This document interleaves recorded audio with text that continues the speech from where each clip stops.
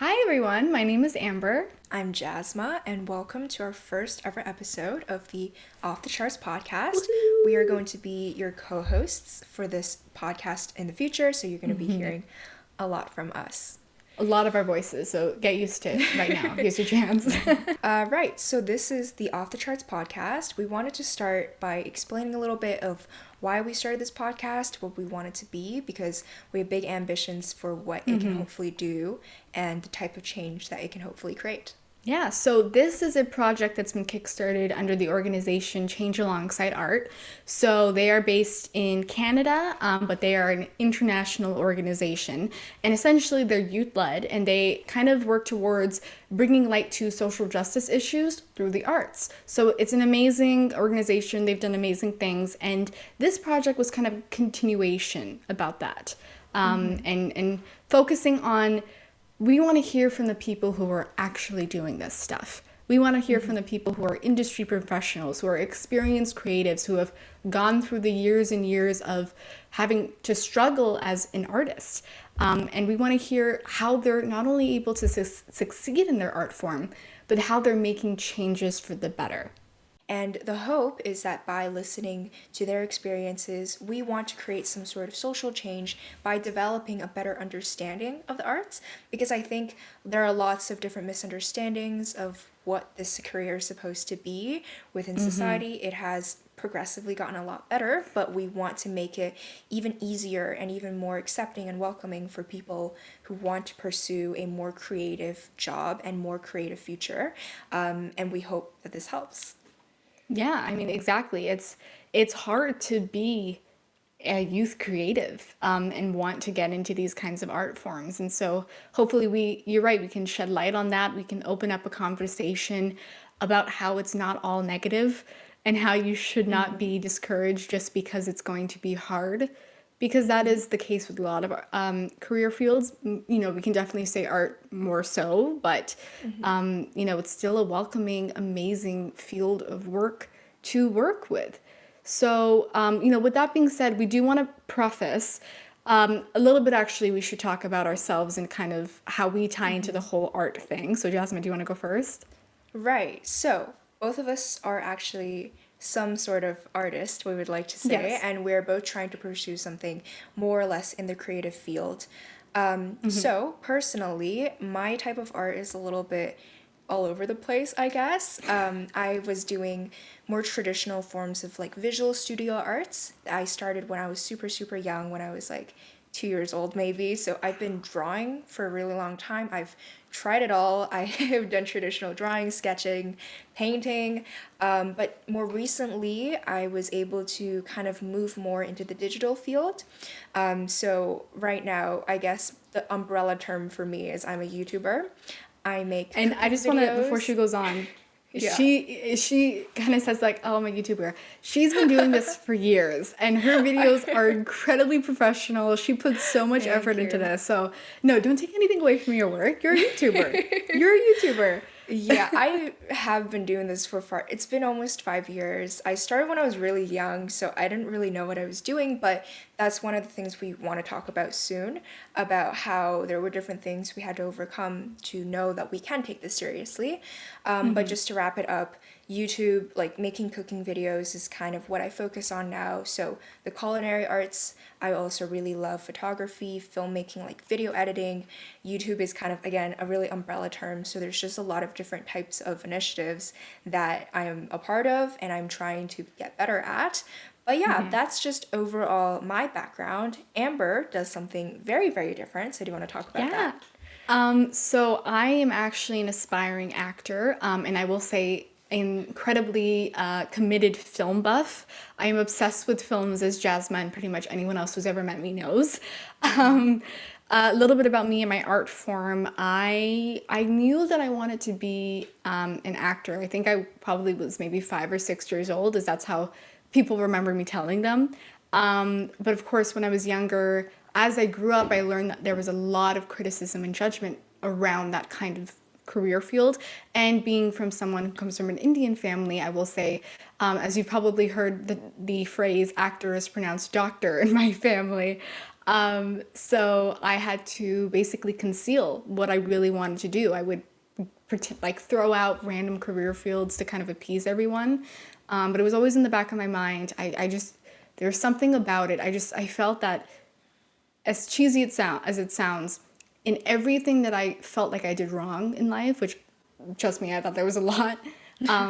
Acting and film and drama and performing was just one thing I felt I did right, and one thing I felt I could make a change in. That's how I made a difference in this world. So when I was in grade 10, around a year ago, I finally told my parents. I started training, took a bunch of different classes around the world, and met some amazing people.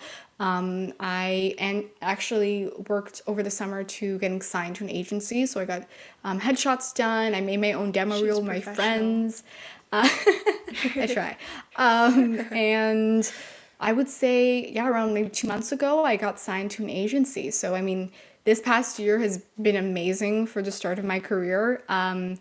And I mean, I hope to continue from there. I definitely hope to continue post-secondary. I'm looking into some very ambitious programs. So Oh we'll see yeah. what happens. But yeah, I mean, that is something I've been so committed to my entire life. And I truly do hope that I'm able to continue that in my career. Yes. We both Yeah. come from very different backgrounds, and our experiences in pursuing this type of more creative field are a little bit different, but that's kind of what we're trying to tackle here for people who want to maybe go into something creative, that type of struggle.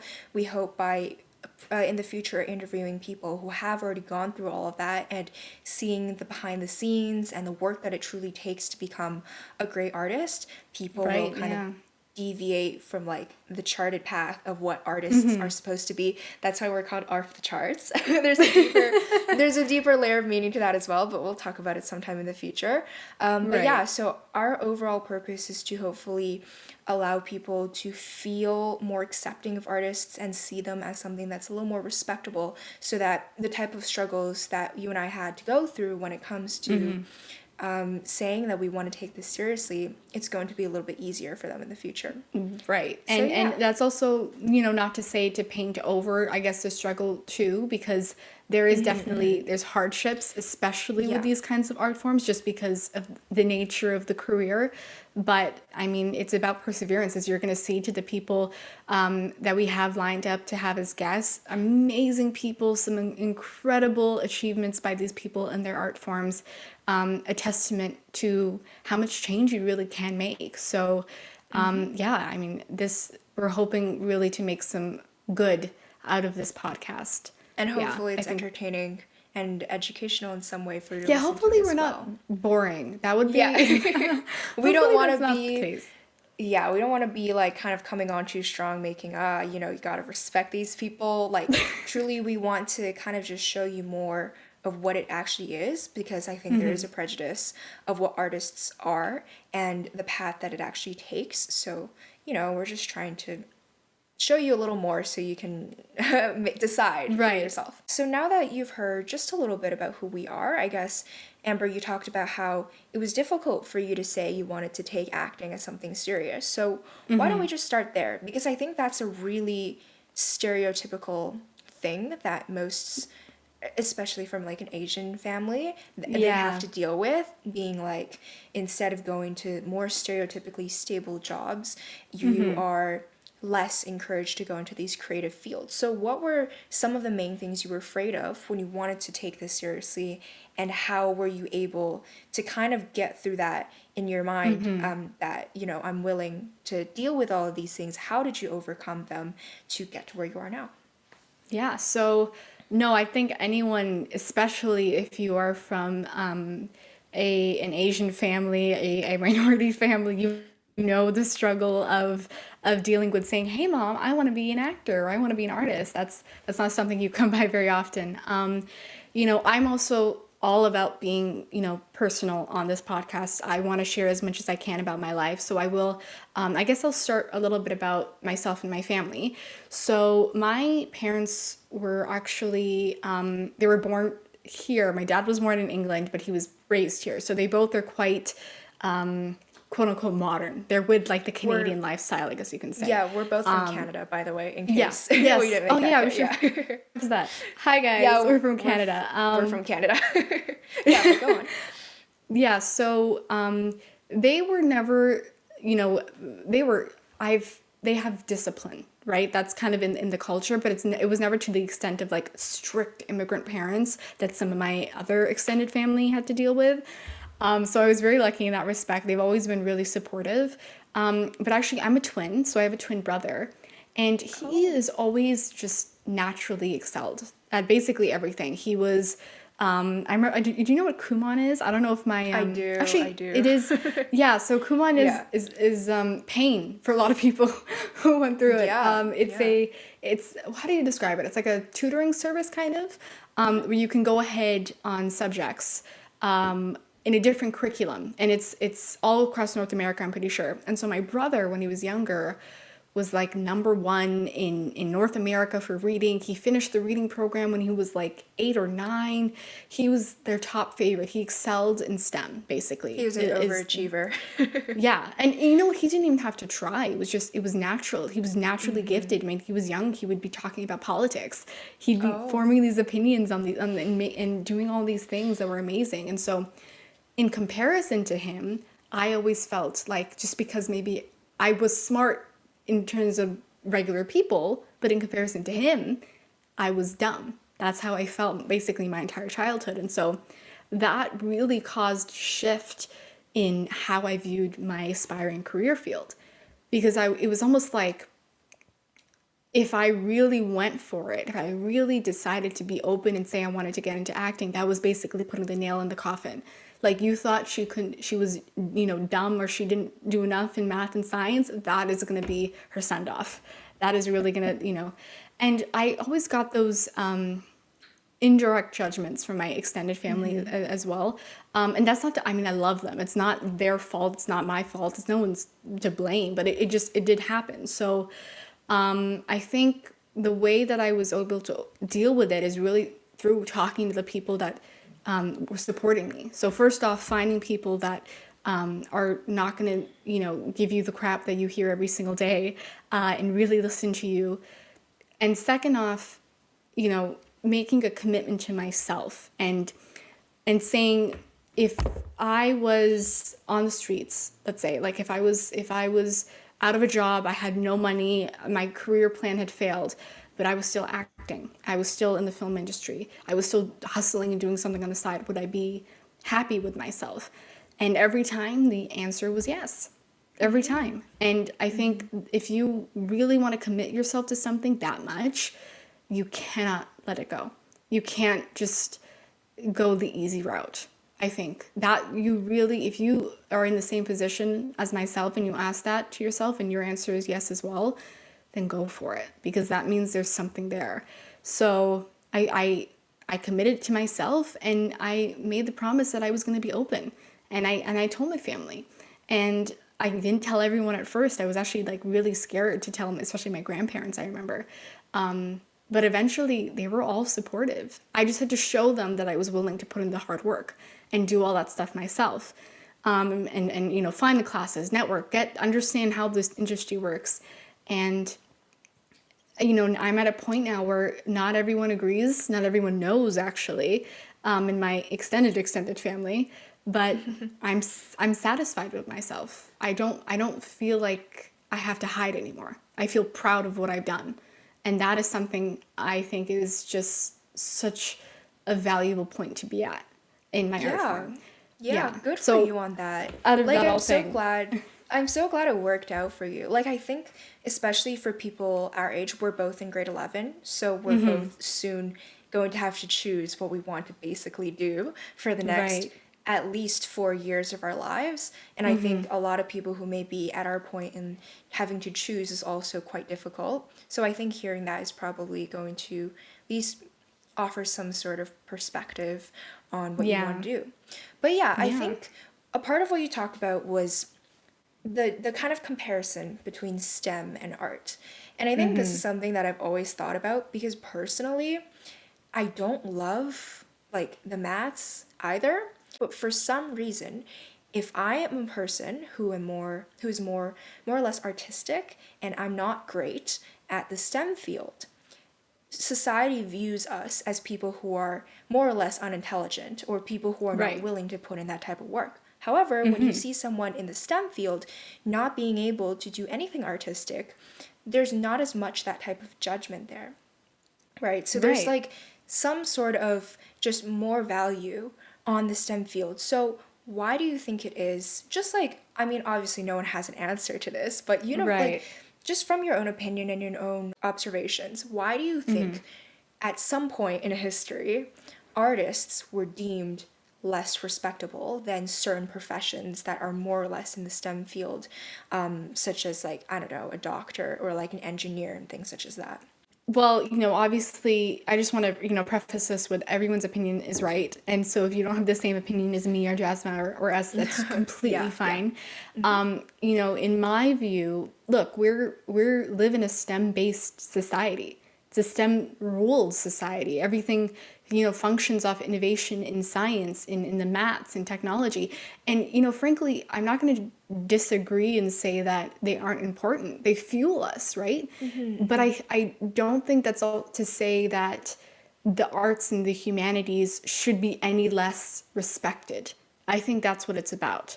I'm not going to sit here and say that a doctor who is saving children's lives every day and a visual artist, you know what, you can say that the doctor is doing more, but that's not to say they're any less respected than that visual artist, because that visual artist is making a change of their own in their own way, in a different way that maybe society doesn't, you're right, doesn't deem as academically proficient. And speaking from personal experience, I grew up in a home that had very much STEM values. I was in like gifted programs when I was younger. I went into pre-AP programs. I was around people who were aspiring to be lawyers and engineers and doctors when they were in like grade 4 or 5. So I was constantly around that, and actually that didn't always help me, because it made me feel like it was just easier to go into that, because I was given the tools in those programs. If I wanted to go into medicine or law, I could work to get there. But I always was drawn back to that creative side. And I think it's just about what we're doing in this podcast, which is acknowledging that you can make an impact in whatever field that you're doing. You can make a change. You should not be any less respected. You should not be any less adored because of what you do. And that is your onus. That is how you see the world, and that is how you feel you can leave your mark. And we know so many people who are in the arts fields who have shaped generations after them. They Yeah. weren't mathematicians, they weren't doctors, they were actors, they were singers. The feeling that you can, that I think that's what's so important also, like the emotional connection that you make with the arts. Yeah, yeah. There's a story there, I right? think that's the difference between a more creative field and a more practical field. And I think that's one of the reasons why it's harder to understand why going into, and like, for example, being a visual artist or a musician or whatever you want to be, it's harder to understand and compare those types of two professions, because obviously curing cancer is like a huge impact, Right. and just seeing like the possibility of that people view as a much more important thing. I think just the STEM field altogether, the types of changes and the things that those people are working towards, based off of just utility, it's viewed as much more practical, and it's Yeah. viewed as much more tangible, so people are able to kind of measure the importance of those types of things.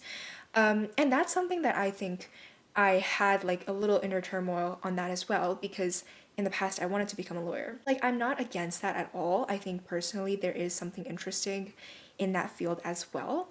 But when I was in my mind deciding if I wanted to take what I'm doing now on YouTube with the arts and film and everything more seriously, I think it was unfair to myself to have to compare the type of work that I would be doing as a lawyer and the type of work that I would be doing making videos on the internet.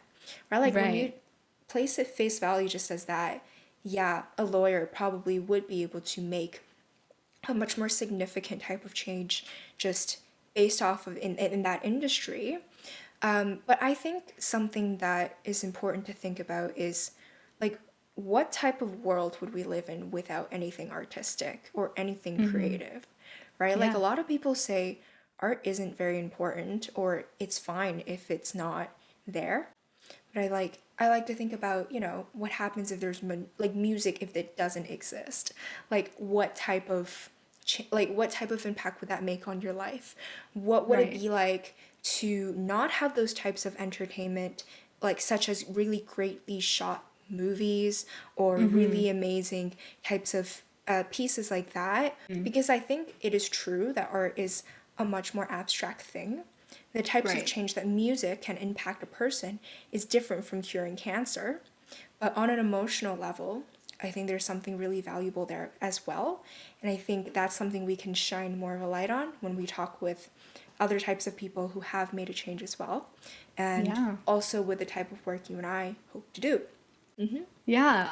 Well, I've been talking a lot, which has been amazing, clearly. But I want to turn the tables. So, you were talking a little bit in the beginning about how you delve into a multitude of art forms, right? You're into filmmaking and editing and things like that. So, in the process of YouTube, so first of all, kind of explain how maybe you were drawn to YouTube of all platforms or all ways of achieving what you wanted to do in your art forms. And talk about that balance between, like the editing, the filming, because it's a lot, I can imagine. Is there anything that's more important than the other? Do you like anything more than the other? Talk a little bit about that. Well, getting into YouTube was kind of unexpected. Like I didn't necessarily plan for it because obviously so I started when I was like 11. So back then YouTube is not as big as it is now, and Right. it's not as common for people to kind of take it as a career. So I never intended it for it to be that. But personally, I've always liked cooking, and I watched a lot of YouTube videos as a kid because, like, I never took school for cooking or anything like that. Like, I Right. just learned off of people who made videos on the internet. So that was something pretty interesting to me, being able to do that. And then subconsciously, I would always narrate what I was doing when I cooked in the kitchen. I I do didn't that too, realize can I be that. honest? Yeah, I exactly. do that Like, all the time. I didn't realize I was doing that, but and then I was like, well, what I'm narrating seems pretty useful. So might as well just put it out in the world. And I mean, I have to say I'm very fortunate that I have like a very supportive family in the sense that my mom was somewhat proficient and in terms like film. So we had like the camera and equipment. Oh, I've nice. been taking photos for a very long time and just recording random things in our life. Like I'm sure every parent does that, right? To Right. document something. So we were quite big on that already. So I think the most appealing thing to me for YouTube is like the barrier of entry is very, very low. Like anyone can make something and put it on the internet, and then you're going to eventually attract some sort of audience. And I think that was probably the most interesting thing to me. That like I didn't have to play by anyone else's rules. I could make whatever I wanted to, whenever I wanted to, Right. however I wanted to. Yeah, so that's why I think YouTube is pretty cool. Especially, I think one of the reasons why art is viewed as more of a risky career to go into is that number one, it's fully determined by your audience. And for me, I Right. was like, if I wanted to reach an audience through any other form of art, I needed to go through someone else. Like, if you want to make movies, you would have to get a movie made by someone else, and then it has to be presented through, like, I don't know, a theater or through a streaming service. For YouTube, I think for me, reaching that audience just seemed more attainable. And that was one of the things that made me like it so much. So then to like quickly answer the second part of that question about kind of like the balance to doing everything, I think this is one of the stereotypes of like a YouTuber, and one of the things people don't necessarily understand about this type of work is that it's a lot. It's a lot of Right. work. Yeah. Because the way I like to explain it is like, if you think about a film production, advertisement, any sort of video production professionally in the industry outside of YouTube, think about how many people you would have to hire to do something like that. Think about like you need a director, someone to work all the camera equipment, film, edit, and then the person making the ad, the talent, whatever. Think about all Right. those things, condense it into one person, and that's kind of what a YouTuber is like. Like obviously our types of production isn't as big as like making a movie, but Right. we have to manage a lot of things on ourselves. I mean, like, yeah, a lot of bigger YouTubers, they kind of outsource that type of work. They would get an editor, they would have management doing the business side of things for them. They would maybe even hire a cameraman. So, like, yeah, it's something that you can divide up. But I mean, I'm not at that point yet where I can afford to do that. So, But wait, when you have your big your what's it called? Your set on YouTube, it's like Jasma's oh, Fusion Cuisine, and there's lights, and you're like Anna Olsen in the kitchen. I'm gonna wait for that day. one day, one day. But yeah, it is quite a lot. I think for me, the balance, I'll be honest, I suck at time management. I'm just not great at it. Being able Really? to balance these types of things, like, I'm not good at it. I still get things done, but it's like really taxing. But for me, I think the way I manage that is more of just, I think it's worth it. So it's like, even if I have to sometimes edit to 2 a.m., I'm willing to do that because I really like being able to control all of it. Yeah. Like, I personally don't think I would be able to kind of outsource any of that work. I don't think I'm able to tell someone else to write a video for me. I film it and then give it to someone else to edit. Like that type of creative control and the result that I end up having that I'm happy with is just, it's worth it for me. So Love yeah, that. that's a long answer, No, that's but amazing. yeah. That's and I think you know what we do kind of dismiss YouTube and social media. I'm gonna say in general, but as you're gonna learn with some of the guests that come on the show, there is a lot of artistry that goes into social media for Yeah. not gonna say all people, but most people who are really Yeah. like committed to their platform and their content and making something that means something to someone. And clearly, I mean, again, do a little plug, Jasma. You gotta do a little plug here. Give them the channel. It's Jasma Fusion Cuisine. And I want to talk about the name because I've never really explained that Yes, publicly. I've never heard the story of this as well, so I want to hear Oh. this. So, fusion cuisine means a mix of different types of cuisines. So, personally, coming from a Chinese background, I lived in China when I was younger for quite a while. So, I basically grew up there, but then before reaching like full on being an adult, I came to Canada. And so, culture wise, it was really confusing. Because, like, Right, think about the foods that you eat in China and then the foods that you eat in the Western world. It's very, very right. different. So the type of food that I was cooking myself was also really confusing because it wasn't traditional. Sometimes I would have like rice for breakfast, and in Canada you don't really do that as often compared to China, whereas that's a really normal thing. And the different types of like desserts that I would make, certain foods that are super popular in China you wouldn't even see in Canada. So the type of foods that I was exposed to was not traditional in any sense, and there was not a specific thing I could call it. So like there are channels out there who focus on a specific niche of like either they bake or they make Chinese food or they make, I don't know, Mexican food, vegan food, like things like that. They focus on something, but I didn't know what to focus on because I didn't know what it was. You know, it was Right. normal to have the Western foods and the Chinese foods, like a little bit of everything. But on the internet, it was like there's nothing you can call it. So I called it Jasma Fusion Cuisine because it was like That's amazing. it's like the foods that I understand Right. somehow meshed together and then turned into something else. But you know what? It's great because it is, you're right, the kind of more like the umbrella, like you have room to play, Yeah. really, Yeah. and And do I what you think want. Yeah, and I think that's one of the things that's so great about art because it's so like there's so much you can do. There's literally no restrictions. And I think that's one of the reasons why when people say there isn't a social impact art can make, it's not true. Because Right. I think through art, you can integrate that type of culture into your audience, and it's a super palatable way for people to take in that type of information. Palatable. Haha. Good Uh, pun. unintended. But yeah, like I think a lot of what social activism is viewed as is like legislative change. And if you can't change the law, you're not doing anything. But I don't think that's true. And I think other than that type of activism, art, social media, all of that type of content is how you create change socially and Yeah. in people's minds in a way that they don't even realize it, right? Like they slowly kind of accept, for example, the Chinese culture when I'm teaching you how to make a food.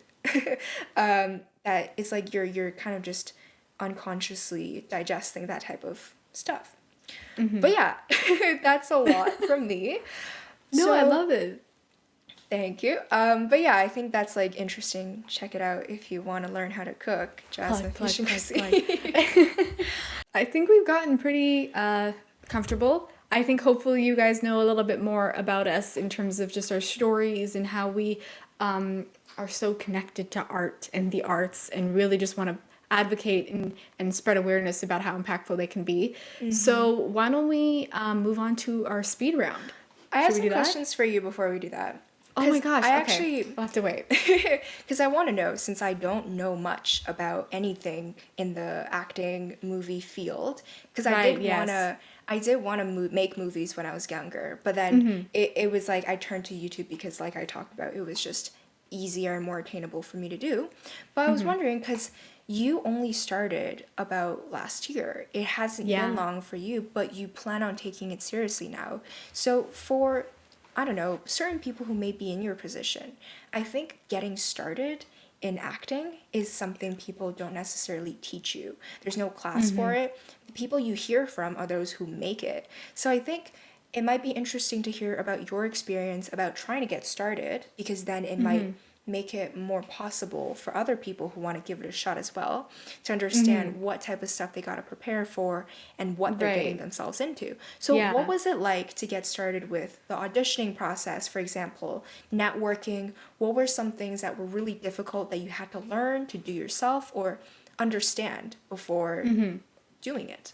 Right. Yeah, no, thank you for interrupting me actually. I love this question. I'm glad to talk about this topic any day.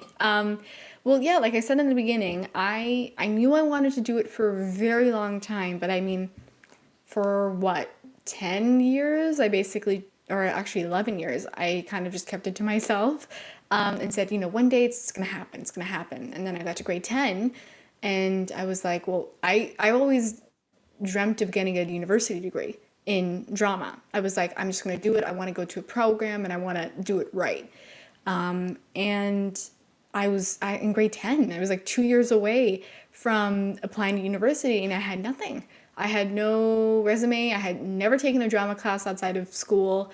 I had knew no one and you did not even know how to get started. So Did you have a plan of what else you would have gone into if you didn't choose drama? Like, did you have another field that you could have gone into? So I knew from the get-go it had to be something with the film industry. I was always interested in production as well. My ultimate goal if I ever, let's hope, if something happens is to start my own production company. I would absolutely love to do that. But I think it always had to be centered around the film industry. I obviously, being a high schooler, wanting to get into drama as a post-secondary for a degree, you have to have a backup plan if things don't go your way, which is a very real risk. It's probable. But I So, think that applies to kind of everything, right? Like yeah, everything there's a chance of failing. I just think you hear more about yeah, starving artists and like artists who right. don't make it. And that's But what yeah, go on. scares you. And Yeah, yeah. that's why you're right. That's why parents are like, that's, fantastic that you can go into that, but I want you to also plan for something else, for something more stable, something that is your safety net, right? So yeah, besides that, I, I don't even remember how this started. I think it's actually the first time that my parents found out that I really got into it. So I was always into arts awareness, arts education. I joined a council that we are actually both on, an arts council, and that was kind of my first step into delving more into the arts outside of school. And I remember actually, this is the funniest story and actually really emotional for me the day that it happened is the way that my parents found out. I never actually told them straight up. I was in civics and we were basically, one of the assignments or projects was to lay out our life. So plan out our entire life and our career. And I was kind of going into civics like, should I fake it? Because I don't want people to know. Or should I actually be real and realistic and try and plan out for what I want to do? And for some reason, the entire like summer before civics, I'm like, I'm gonna fake it, I'm gonna fake it. And then right when I got there, I'm like, screw it. So like Let me do the it. project to figure out what like Yeah. the universities you want to go into and the different information. Yeah. Yeah, So that's you the basically you project. map out your entire career. Right, right. Yeah. So I decided to be real with it, and one of the parts of the assignment was basically something along the lines of you're writing an essay about why you really want to do it.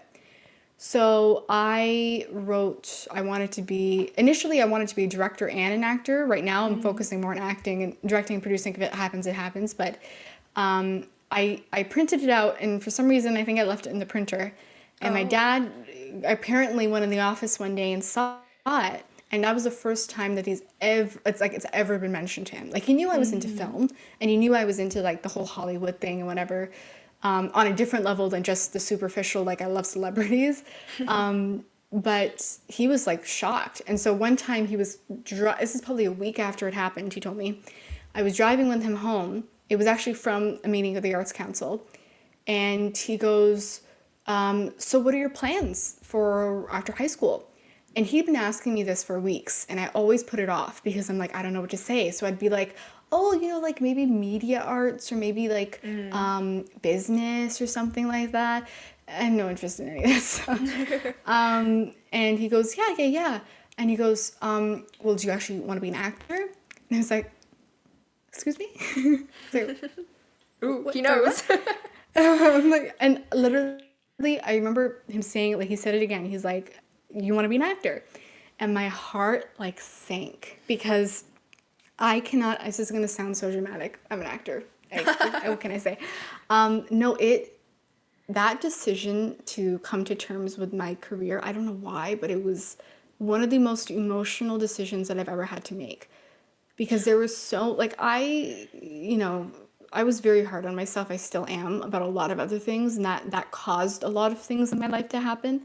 But that was one, I guess, point of contention that was always just like, oh my God, am I actually going to do this? Am I actually going to commit? Like, this is so hard.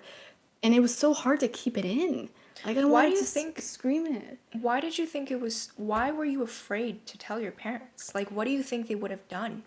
To just shut it down immediately or Right. not be supportive? Like what I think that kind of was stopped you? that was probably it. It was, and also, when I first actually got into it and started, like actually even they didn't see me act until I actually got signed to an agency, and they saw it because I accidentally sent them my demo reel. I didn't mean to, and I was just so scared that they were first of all going to say no, and that was it. Like I would have no say in it. They would like cut me off or something, which in hindsight was so ridiculous. It was me over exaggerating.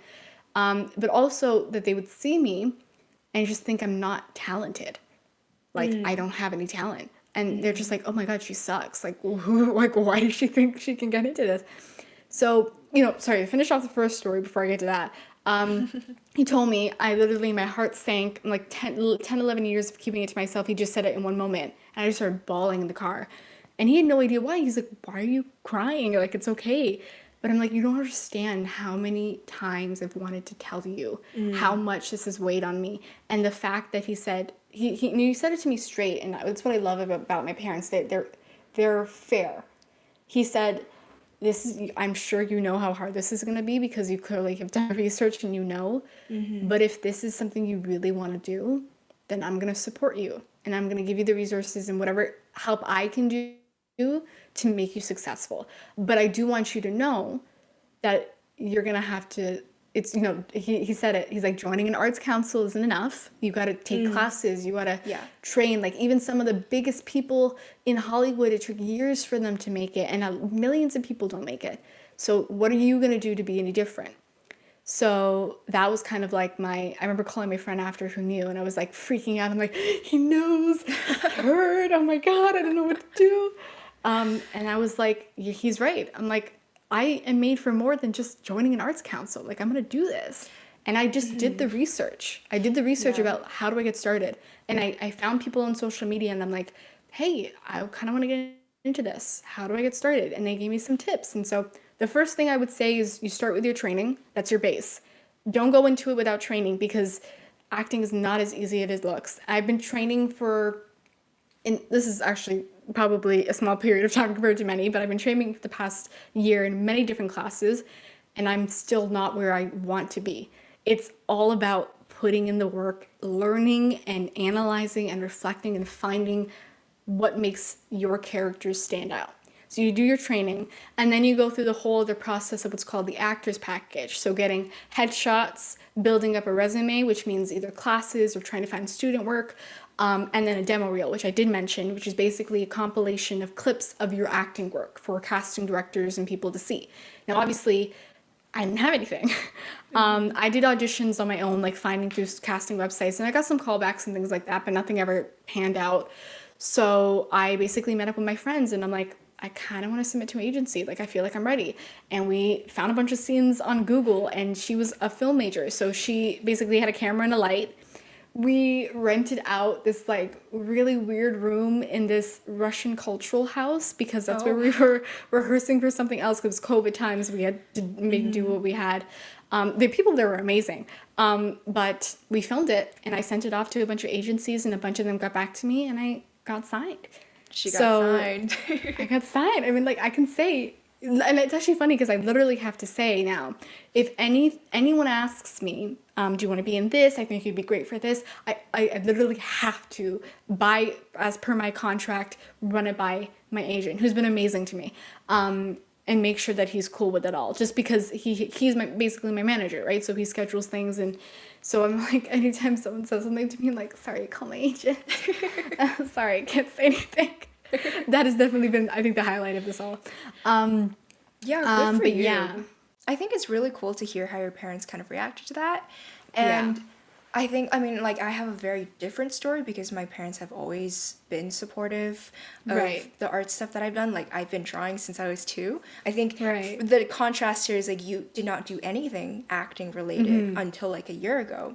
It was just all in my head. It was, like, virtually performing and things. Yeah, like, that must be very difficult. But I think, I mean, I don't think any parents are going to be listening to things like this, but I think obviously we want to make it clear that it's not going to be easy, and that like any job, there is a risk to it, but that doesn't mean you should kind of walk away from something like that. Right. I think going to art, if you know it's something you enjoy doing, just like any other career, any other path, and you know what it takes to get there, it really helps when parents are upfront to you about those types of things, right? Because it kind of shows you that perspective. Because I don't think parents they're not malicious in a sense that they just don't want you to be creative. Obviously, all parents want their children to like do what they're going to be happy in and good at, but they want you to be stable. They have to be realistic with it. Right. And I think in many scenarios, it's not realistic to go into art, and that's definitely something that I think applies to all sorts of possible careers to go into. But we just didn't want to sugarcoat that, because it's true that it's hard. Exactly. Like, and even if I can say one more thing about that before we move on, even like talking about the whole I didn't want to show my parents, I doing all that training to get to the agency, so networking with people, taking classes, researching everything, I did that all by myself. So I did not have any theater moms or theater dads basically going out and doing things for me, which a lot of people my age actually did, surprisingly. So that was kind of a little disadvantage to me, but I think that was such a valuable experience because I was able to work for it. And by working for it, I said I accidentally sent my demo reel to my parents. They never seen me act before. And I didn't know they watched it. And I came to their room one day or something. And my mom's like, I watched your demo reel. And I'm like, No. what? What? Like, how do you even have that? Where is that coming from? And this is how she starts off. She's like, so I'm going to be honest. I went into it. I went into it thinking that this was going to be like terrible. That it was like, she literally used the word that I was going to cringe. I'm like, thank you, Mom. She's like, no, she's like, no, I don't mean, but like, I just genuinely thought I would go into it and be like, oh God, like, oh, she thinks she's something. And then she said, you were incredible. I'm like, what? He's like, you were really good. And then my dad said it because my dad was always, I was like, both of my parents, I think I really wanted approval from, but like if my dad said it was good, like it was good. And he's like, it was like, I was blown away. Like you got talent. And I was like, oh my God, Validation. like this is amazing. You got it. It was, and even like the stupid, like, I'm so happy it happened because that pushed me, because like we're talking about it, like parents, they want you to be realistic, and Yeah. so not a lot of the time they can really open up to it. And I will actually even say with my mom, we do have some hardships with that, even my dad too, but when they saw me there and they really, that one moment they were like, damn, like you're good, like they like really believed it. Like they didn't just say, oh yeah, I believe it, they believed it. And that's a moment I'm never going to forget, because that is why I'm going to keep doing this. So Yeah, and I think that yeah. one of the takeaways to that is to just not be afraid to tell people about it, right? Yeah. Because, I mean, obviously I understand why you kept it to yourself, but I think if you know that it's not just, I don't want to say a phase, but if you know that it's something Right. that you have talent in and it's something you're willing to be good at, even some people who, like, there are tons of singers out there who are super successful that weren't good at singing in the beginning, but if you are willing to get there and you know that you have what it takes, don't be afraid to kind of seek help from other people, because I think Yeah. people are willing to support you if they know that it's going to be worthy of it. Right, exactly. But yeah, that was a great talk. Hopefully you guys Yeah. definitely get to know a lot more about us, but I'm happy that hopefully that makes you feel a little bit more close to us, even though we're through a screen. But yeah. So now we're gonna go to the speed round to end off Yeah. this episode, because I think it's gonna get a little long, but that's Yeah, okay. we're going over time, but we have some just really random questions that we're gonna ask each other, because I think, I mean, we're regular people as well, so why not make it entertaining? Why not be To some regular? extent. Yeah. Yeah. Okay. So I'm gonna ask you this because I know you want to talk about it. Oh my gosh, I know a question. I know what question she's gonna ask, guys. What's I your already predicted favorite? this. What's your favorite movie, Amber? Oh, there's the word. There's the word. There it Favorite is. movie. So TV show. By the way, Oh if yes. you guys didn't know, Amber has a film podcast Oh my God. where she guys, talks about film. Please follow at Beyond the Film on Instagram if you like film content. We post reviews, commentaries, and things. Oh my gosh. Oh yeah, go on. Anyways, yeah. Oh my God, how could I forget? So TV shows kind of varies depending on what I'm watching. I would say in terms of dramas right now, I just finished Peaky Blinders a couple months ago. Oh my God, when they say it is one of the best TV shows on television today, it really is. It is impeccably written, one of the best stories, characters that they portray. Like it's amazing. It's amazing. So definitely watch that. It's a little intense at times. Oh. But like you can get through it. It's fine. What It's do you fine. mean? Like drama wise? What do you mean intense? No. High no, stakes? No. Okay, I understand. Moving on. Yeah. Moving on. I have never seen it, so but go Yes, on. like watch at your own risk. Okay, so my favorite movie. This is really where the I'll cut you fun is off at. if you go too long because Yes, we're- please yeah. do. Go Just be on. like, please stop. Okay, so my favorite movie of all time. If you've known me, if you've met me for 30 seconds, you know I say this all the time. It's The Godfather. What a masterpiece of cinema. I could talk about that all day for hours and hours and hours, as Jasma knows, but I won't. I'll spare you guys. No, I mean, just to sum it up in a couple points, I guess, it is like literally, It's the perfect film. I cannot describe it as anything but. The story is beautifully written. It's based on a novel that I actually also read, of course. And it's basically, if you don't know, it's about a gangster family in New York. It's called basically they're called the Corleone family, and essentially it's kind of like a shift in the family hierarchy. So the son, Michael, basically takes over from the head, which is Don Vito Corleone. Michael is the son who basically becomes the main character in the series. He's played by Al Pacino, who's also one of my favorite actors, if not my favorite actor of all time. The story is amazing, the soundtrack is amazing, the performances, Marlon Brando, Al Pacino, James Caan, they deliver some incredible performances. Diane Keaton even. And what I also love is that it's a story, just like we're talking about, of risk and trust. Yeah. Both fictionally in the story as well as the making of the story. So in terms of the story itself, we know that the gangster genre in general in film at the time, it was released in 1972, The Godfather, was very popular. That's what people love. They fed off that kind of like the stereotypical gangster genre.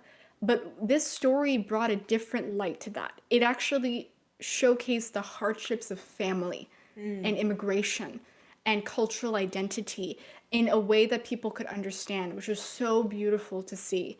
You see connection. You become empathetic with these characters, these people who are supposed to be so hard and gruff and aggressive. They're human. And that's what They art have does, right? It That's what art shows you does. these things that other fields can't. And it's something Right. that's super important because people, there's no other way to get that. I think that's why it's, yeah. But yeah. Exactly. And even in the making of the film itself, just like quickly, the director, who's renowned director, one of the best of our generation, Francis Ford Coppola, as my movie geeks will know, this was his first task. This was his first film, and he basically was given at the time in the 70s, if you don't know, in the 50s to 70s, basically, Hollywood studios were huge. Like Hollywood studios ran Hollywood. If every studio had a certain catalog of actors, catalog of films, and it was actually very differentiated, not as much as it is now, but so the big studio execs had gotten this story, The Godfather, that was a bestseller. They wanted to get the best people, the best actors, the people who everyone knew. And they get this guy named Francis Ford Coppola, who's not really directed before, and they entrust him with it. And he basically finds these people. So Diane Keaton we knew before, a couple of these actors we knew before, but it was Al Pacino, who none of the execs wanted actually to hire as Michael. They all thought that he wasn't fit for it. He just, didn't embody Michael. They didn't see anything in him. They're like, find someone that people know. And Francis fought for him. They're like, no, I see something in this guy. This guy is Michael. Bring him on. And he's considered now one of the greatest actors of our generation. That's also the series actually, who, I don't know if you know Robert De Niro. No, not as Okay, much well, of a film geek. Oh, my heart. Guys, my heart. you can What's- tell. wait, You can tell she's passionate, you guys.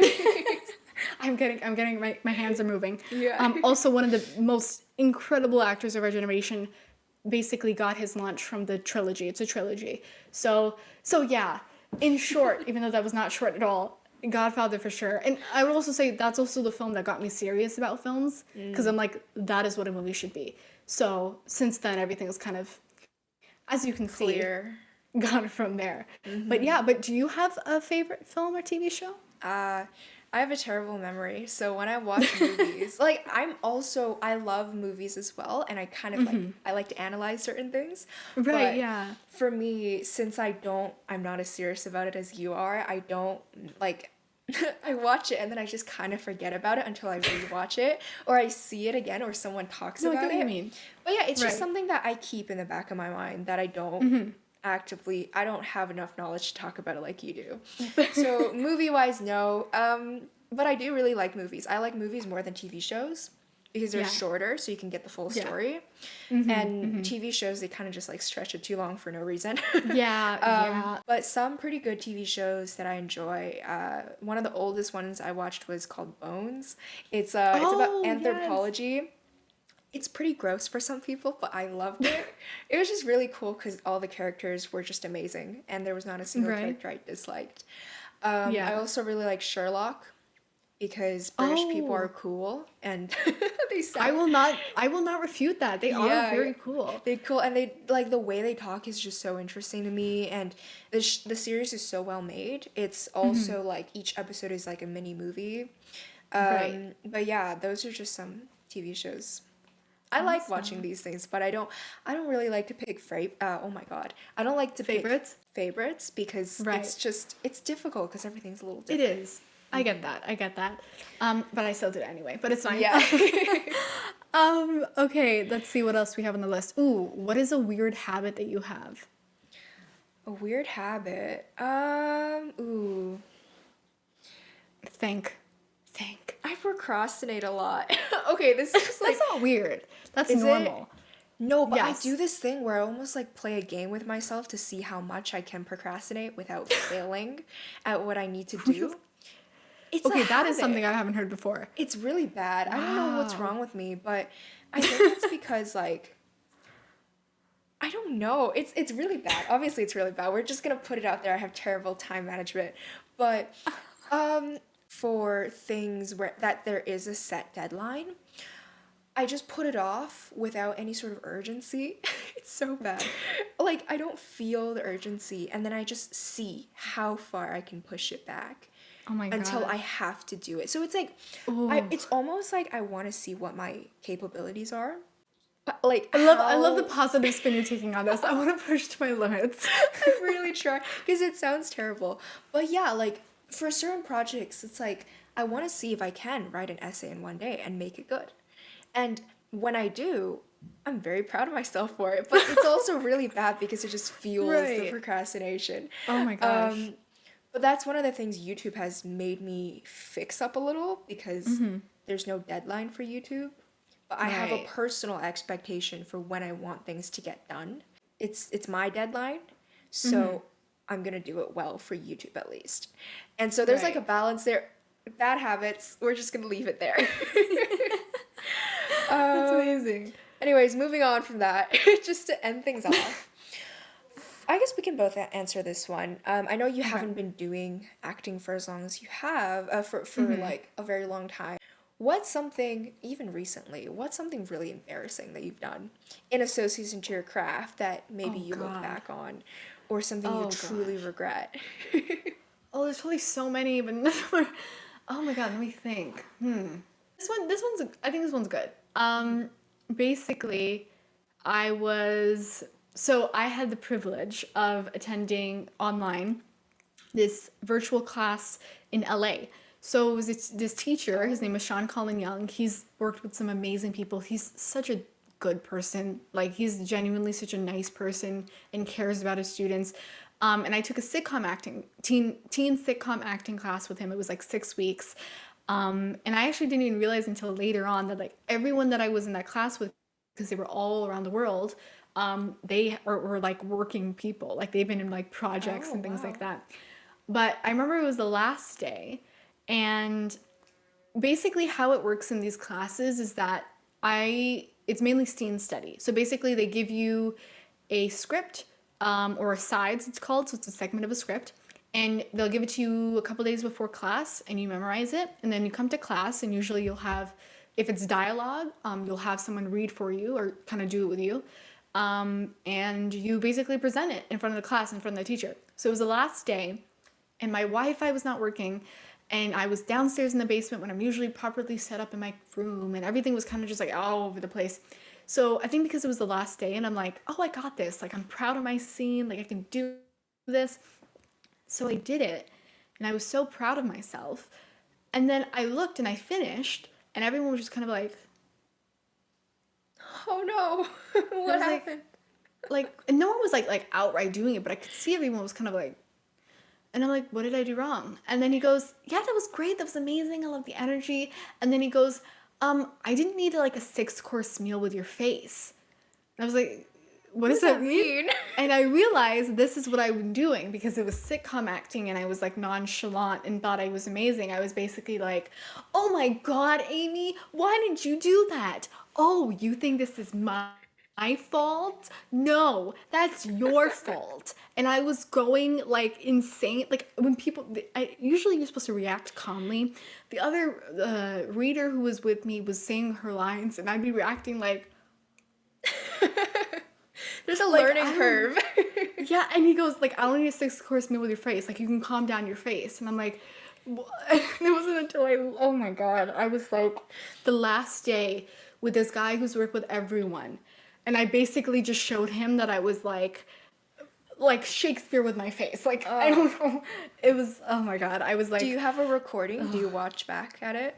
no, no. Oh. The only reason I saw it is because I remember redoing the scene, but he only told me the second time I did it, and I looked into the camera just to see, and I saw myself go like this, like something oh my god, and I was like, whoa, like calm down. For like audio listeners, she's just being very, very expressive with her hands and face and all together. Yes, yeah. For me, I have everything recorded, which is Oh the yes, that's the fun of YouTube. You oh can my see God. everything. Yeah, no, it's not it's a blessing and a curse, I'll be honest with you. Um, Pretty much all my old videos are pretty embarrassing because like before I became self-aware, the way I spoke, like No. for me, people always say I'm super calm now. Like every single person who either watches my more recent videos or like talks to me in real life say like I just have a really calm voice. You do. You're That's very, not your the case. demeanor. That was not the case. Oh my god. Oh, were you like a hi, welcome back to my channel? Like that kind of. I was so pitchy for no reason. Oh. I don't know why. I don't know why I thought that was like a good way to speak.